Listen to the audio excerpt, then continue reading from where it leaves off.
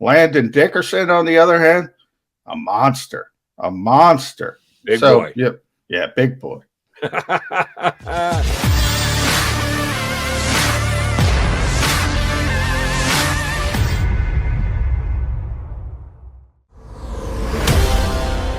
got the Mega Mac guys with you for another week. Yes, they decided to bring us back for another week. Glad to be here. Jody McDonald, along with my partner, the man who went back to work this week.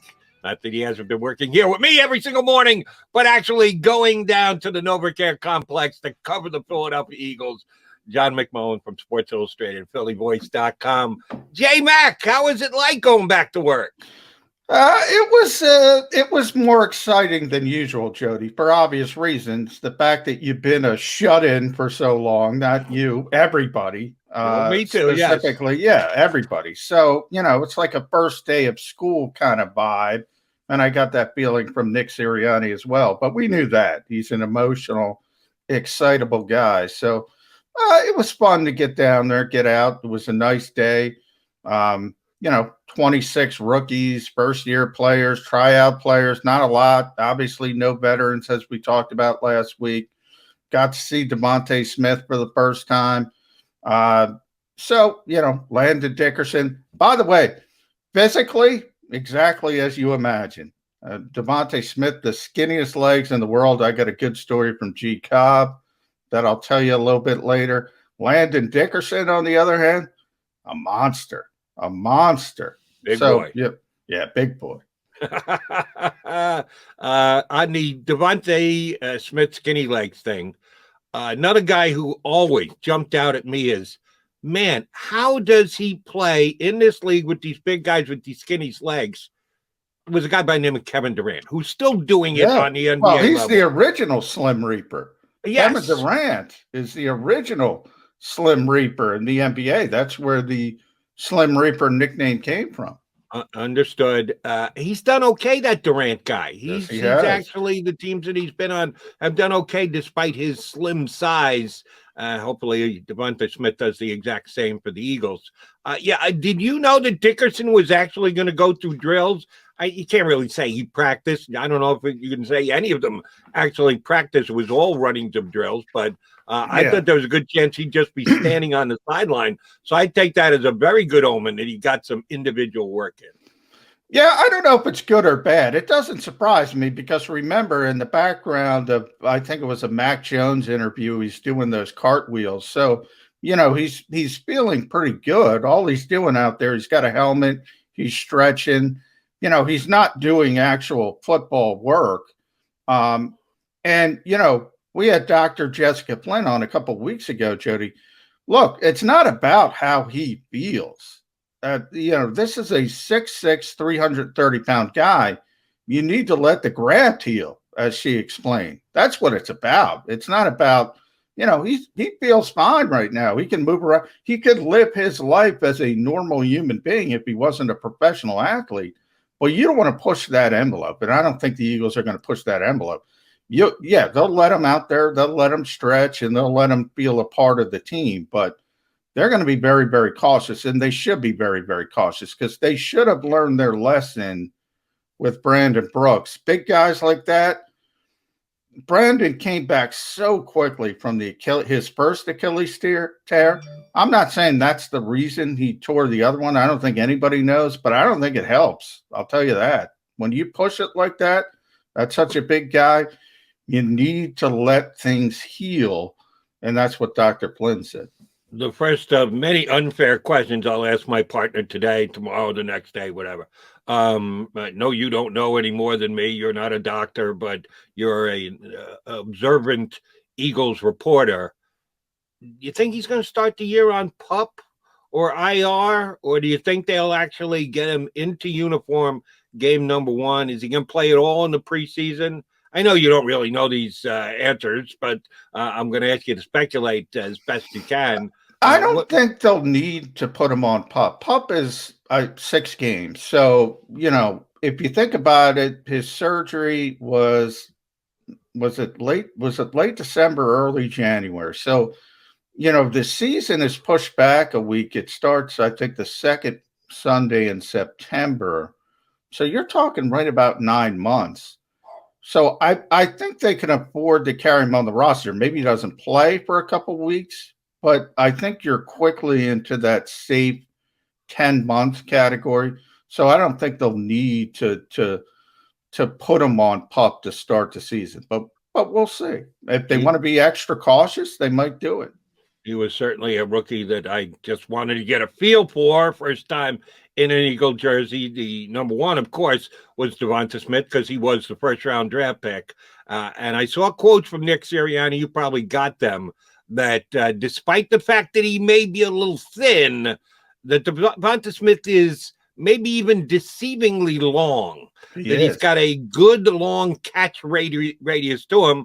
We know that he catches everything that comes his way, evidenced by his production at Alabama, specifically this past year when he won the Heisman Trophy. But seeing him out there on the football field does give you another perspective. You got to see it up close and personal. He is the kind of guy who you think can go up and make plays and get catches well above his head because he's got those good hands and some pretty long arms. Yeah, he's like a character out of Greek mythology, Jody. He's got this weird, you don't talk about small people having long arms or, you just don't see it that often. And he's got this huge wingspan, this huge catching radius. And then, you come down to the lower half of his body, and that's what Gary Cobb said. Man, that dude's got to get some sweatpants to cover up those legs. It's like on toothpicks. So it is a little bit of weird kind of just looking at him when you're used to looking at NFL players. But yeah, he's got really long arms, and it's kind of striking because you see, like, they had a 6'4" kid there in Trevon Grimes, who's an undrafted rookie out of Florida, playing wide receiver. They also had a kid from Texas A&M, Jamon Osborne, who's 6'2", and he looks every bit as long as those guys when he's catching the football. Obviously, he's not, but it's because of those long arms. So it's an interesting dichotomy. And he's so quick out of his breaks. That's the thing that jumps out at you. And he's not going 100%. Maybe he's going 50%. And he just explodes out of breaks. So that's the exciting part.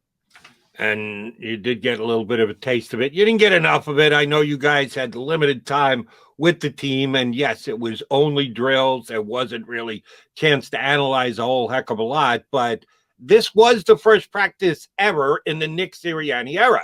And we talk all the time, a word that I think has become slightly overused, the culture of a football team. It's a new culture because it has to be, because it's a new head coach, new coaching staff and the like. Anything that kind of caught your attention that may have grabbed your eye that, well, this is different than Eagles used to do, and this isn't the way they used to do it, and this is going to be new. Something about the way they went about their business that may have signaled something to you that the culture has to change with this football team? I don't know about culture, but they spent a lot more time at the beginning of practice stretching. They've had a lot of issues with soft tissue injuries. Now, I've been honest about that. I think it has more to do with an old aging roster than necessarily something they were doing wrong. But they did actively spend a lot of time getting these players ready. Could have been just because this is the first practice. They haven't been doing a lot. That could have been it too. So we'll have to keep an eye on that moving forward. But I did find that part interesting. Remember, Ted Rath is, he was here last year with Doug Peterson. He's here this year with Nick Sirianni. He's in charge of that stuff. He's in charge of the athletic training staff. So, maybe it's a conscious effort, maybe it isn't, but I did find it interesting. And then the second part, I did spend a lot of time looking at Nick Sirianni because that's what I was most interested in, because you can't learn that much about the players in that type of environment. So he did, look like a CEO coach. He was walking all over the place. You'd think about, I always talk about Sean McVay. Sean McVay is the guy in this league. Everybody wants the next Sean McVay, from, the bright offensive mind to the young guy who captures the imagination. It's a little bit of a template with Nick Sirianni, but when Sean McVay got the job with the Rams, if you watch that first year, Jody, he didn't even pay attention when the defense was on the field. He would go sit with the quarterback on the bench and let Wade Phillips do his job. I found it interesting that Nick was walking all around. He walked to obviously all the offensive players, but all the defensive groups as well.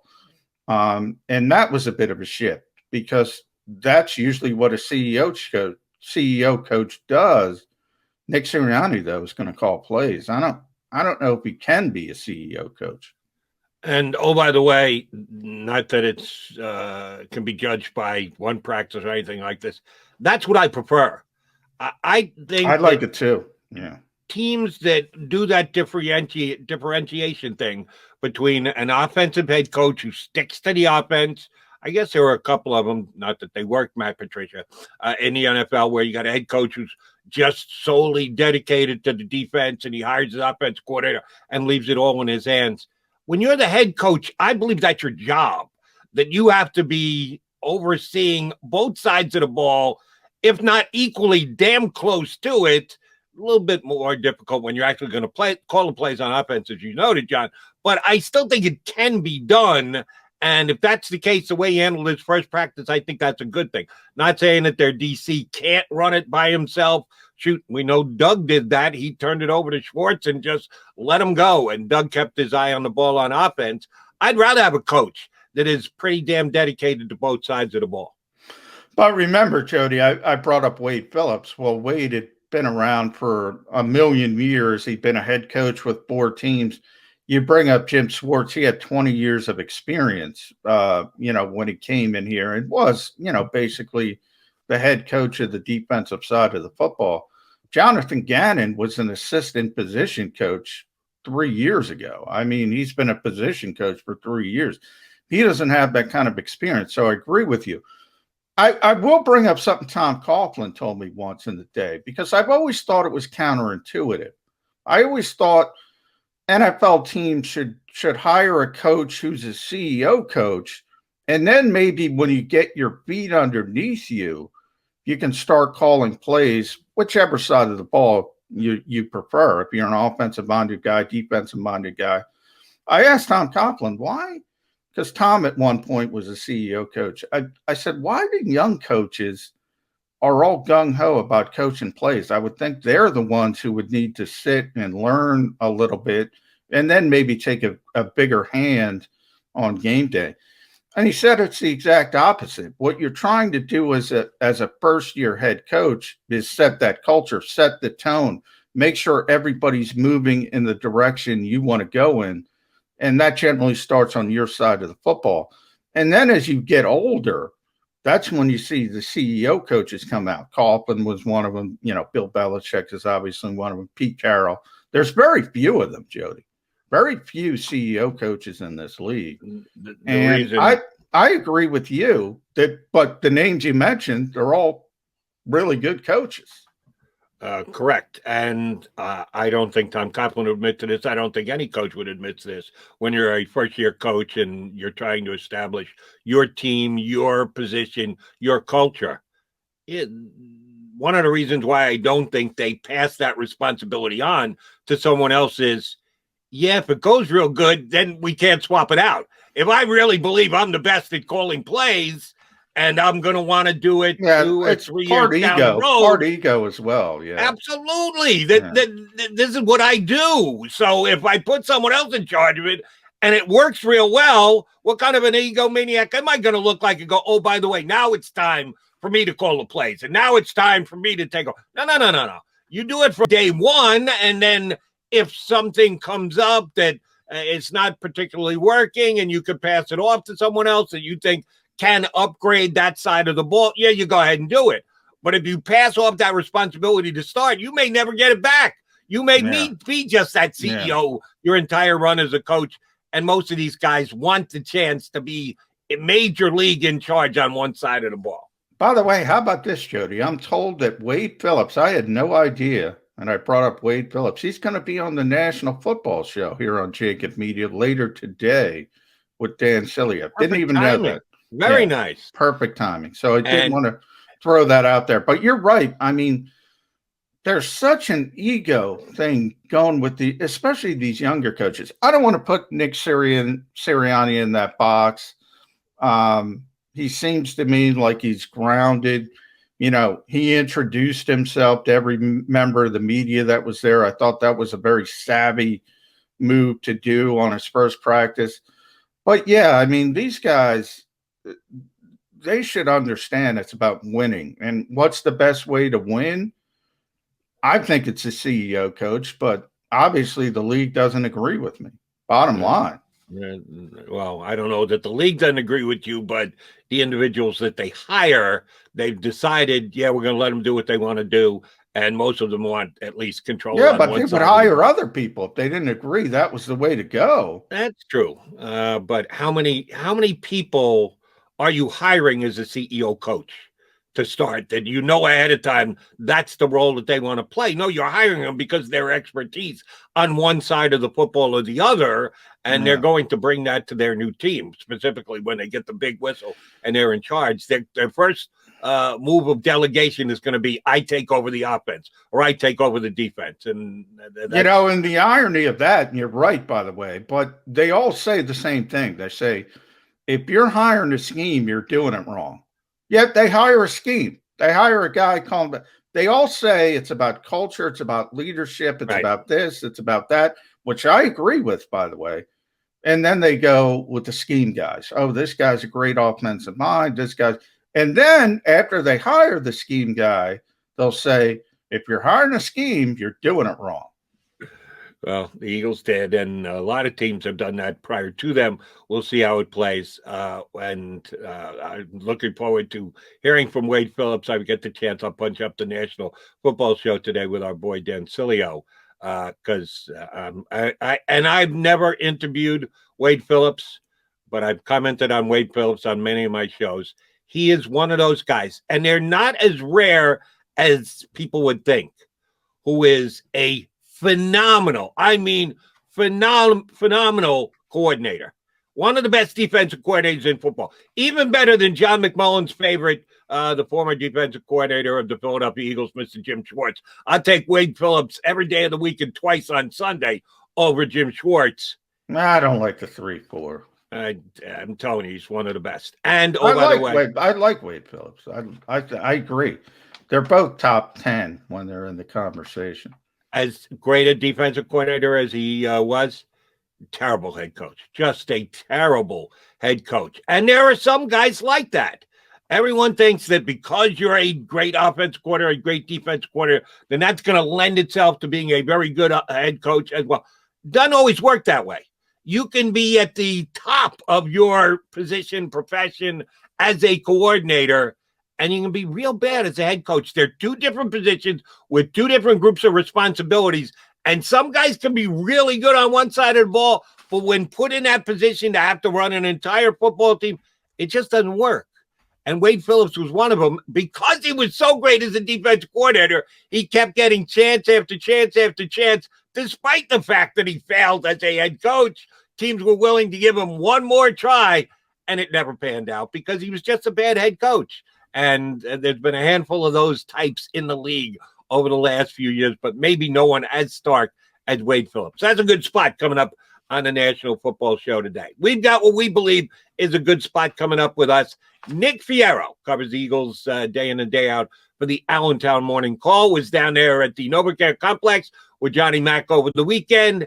He's going to join us next here on Birds. If you missed any of today's show on the JAKIB Media channel, listen to the podcast on your way home. Available on YouTube, Apple, and Spotify.